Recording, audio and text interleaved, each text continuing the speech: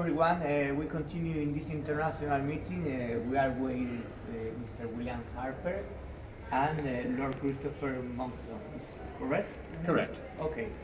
Why we stay here and why what's necessary to keep the voice high to explain the people that...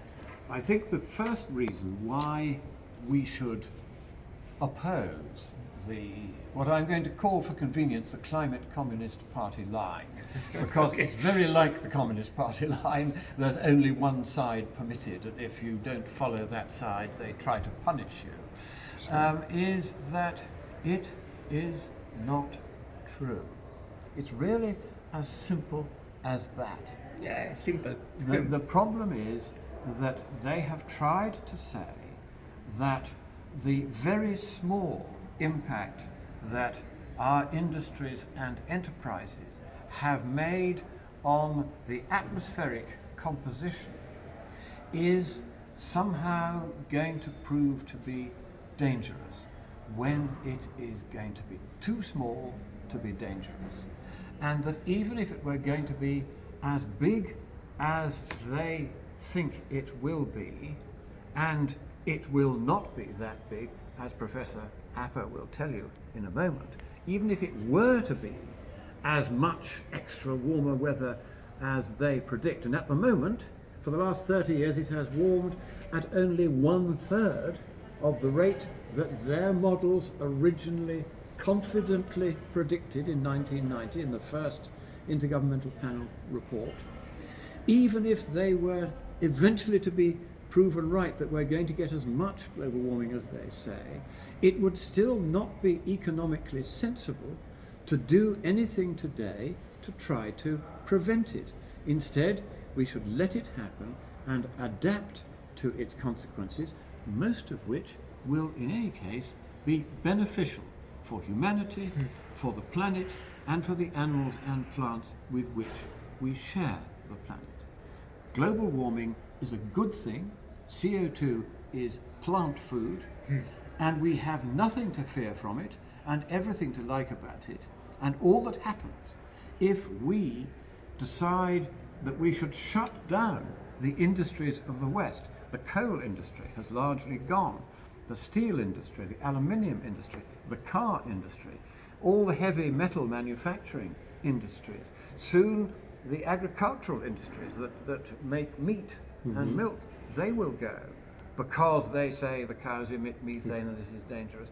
Industry after industry after industry is closing down in the West and is therefore transferring to places like Russia and China, who are between them funding the anti-capitalist groups here in the West, who are agitating to shut down the West because China and Russia and India will be the beneficiaries as we close down the West and become third world communist dictatorships. And the third world communist dictatorships will become ever more libertarian and ever more prosperous because they are not bound by the Paris Climate Agreement. They are not going to stop building coal-fired power stations, even if we close down all the coal-fired power stations in Europe. What difference would that make to the global climate? None at all, because China is going to build far more coal-fired power stations just in China than all the ones we closed down in Europe and America added together. So in policy terms, as well as in scientific terms and in economic terms, this is a dagger pointed straight at the heart of the free and prosperous and independent and successful free market West. And anyone who loves their country and loves the Western freedoms, as all of you so splendidly do, should oppose this climate nonsense root and branch because it is not true. So what we can do as people to stay against? The first thing to do is to tell the truth. And that's why I asked Professor Harper to explain the central scientific point, which is, yes, there is a greenhouse effect. We understand it right down to what's called the quantum level, which is the very, very small scale particles. We know how it works. So we know there is one.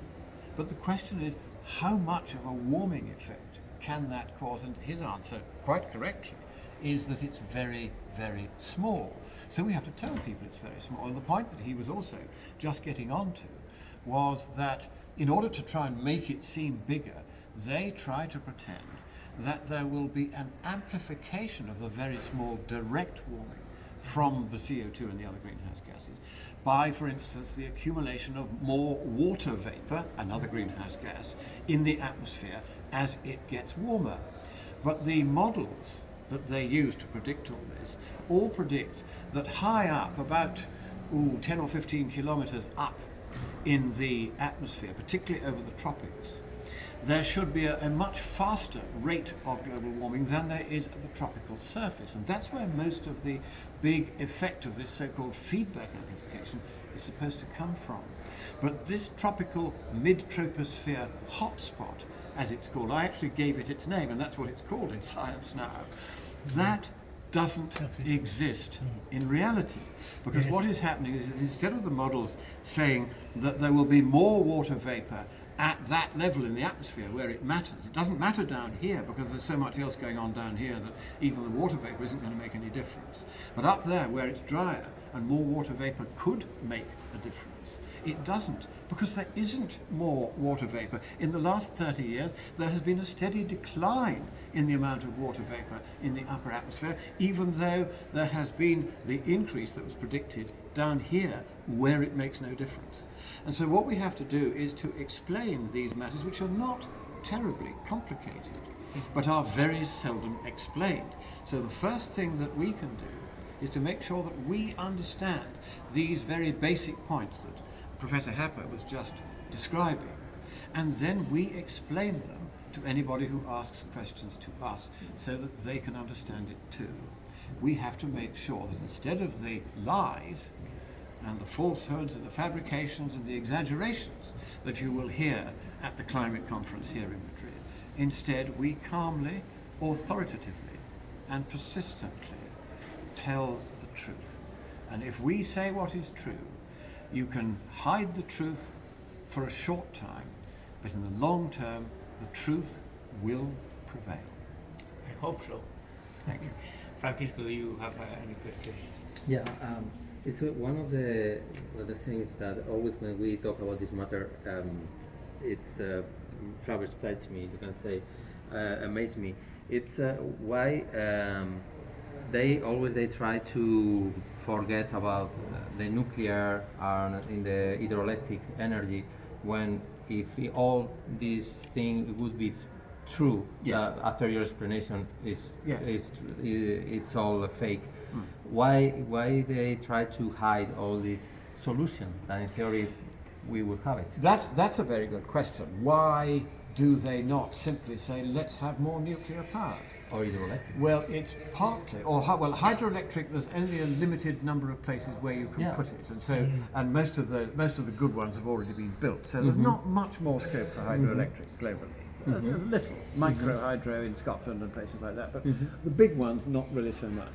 But in nuclear power, there's quite a good scope for that. Now it's partly idiocies like Chernobyl and Fukushima, where the authorities did not operate the power stations in the manner in which the International Atomic Agency, Energy Agency would have preferred.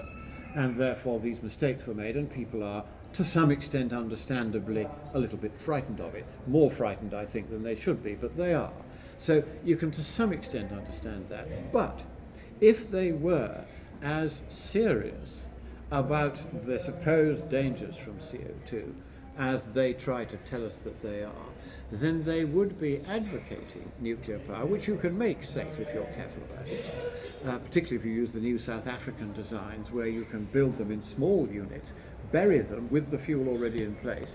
They run for 40 years and then they stop and you leave them there. Nobody has to attend to them. They run themselves completely and they can't explode. They're completely safe. That's these modular buried reactors are the safest way to do it. And they can produce a lot of electricity at really quite a cheap price nowadays, certainly compared with all these windmills and solar panels. Have you seen the price of lithium carbonate over the last 20 years, which is what they have in the electrolyte of the batteries? It's gone up 5-fold. And that is because these batteries are being subsidized by foolish governments. If you'd left this to the free market, the batteries would have been adopted much more slowly and the price of lithium carbonate would not have risen. But because you're getting these socialist or communist interventions in the free market, these are distorting the market very severely and very damagingly. And of course, if all they had to do was to build more nuclear power stations, that would end the climate emergency, so-called, and they would no longer be able to argue for shutting down all the great industries of the West and transferring them to Russia, China and India, who are profiting, or profiteering, we should really say, at the expense of the Western enterprises, where the amount of CO2 emissions in the West per unit of production is far lower than it is in China or India. If you close down our industries and transfer them to China, the carbon footprint of the world goes up. Not that it matters terribly, but it does to them. And you'd think that they would want to keep the production and manufacture here in the West, where we can make more for the amount of CO2 we emit than they can make anywhere else in the world. We're better at it. Our processes are more efficient and they're cleaner. But no, it's only when you understand that the true motive behind this climate scare is one that goes right back to the era of Soviet communism, which was to destroy the energy base of the West. It was the Soviet Union that funded the miners' strike in Britain against Margaret Thatcher in 1982-3. They failed because we beat them. But Arthur Scargill, who was the leader of that strike, was trained in Moscow. Already right back in the early 80s, they were trying to do damage to the energy supplies of the West. In those days, through the trade unions, which they largely controlled. Not the members, but the leaders. And so you can tell from the history of this, as well as from the very interesting fact that they're not prepared to advocate the one obvious solution if you're really worried about fossil fuels, which is nuclear power. You can tell that this is not a scientific subject, it's a political subject. And here's a very simple question that you can ask people on the other side. You can just ask them this: please tell me, what is the ideal global mean surface temperature? And the scientists on the other side have not even asked that question, let alone answered it. If you do not know what the ideal global mean surface temperature is, how can you tell that a little bit of warmer weather is going to be a bad thing rather than a good one? The answer is you can't, and that's the clearest proof that this is politics and not science. And in fact, the European Union did a survey just 3 years ago to try and work out how many people in Europe global warming would kill. And they took 4 scenarios, the worst of which was that there would be 5.4 Celsius of warming in the next 60 years. So we'd be getting roughly 1 Celsius warming every 10 years, which is about 10 times what's actually happening. And they said, let's pretend we get that amount of warming. How many more people in Europe would be dead if we did that? And they found, to their horror, that 94,000 more Europeans would be alive in 2060 than today if there was that amount of extra warming than if there wasn't any. So they know that warmer weather is beneficial to humanity and beneficial to the planet. It's even beneficial to polar bears, interestingly. In those parts of the Arctic which have warmed the fastest, the polar bear populations have grown the fastest, because polar bears, let it not be forbidden to tell you this, they are warm-blooded creatures like us. They like warm weather if they can get it. They evolved from the brown bear between 200,000 and 400,000 years ago, which was a land-based creature, and they went onto the ice because they could get more seal blubber, which they like to eat.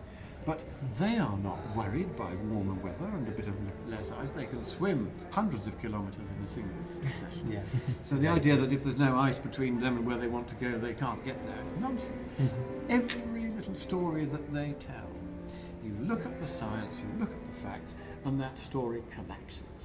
None of it is true, and that is why we must oppose this and oppose it firmly until everyone understands that the truth is that this is a non-problem which requires no solution. All we have to do is to have the courage to do nothing. Okay, thank you so much for this interview and for this meeting. I hope you stay here well and enjoy this place and this idea. Thank you very much.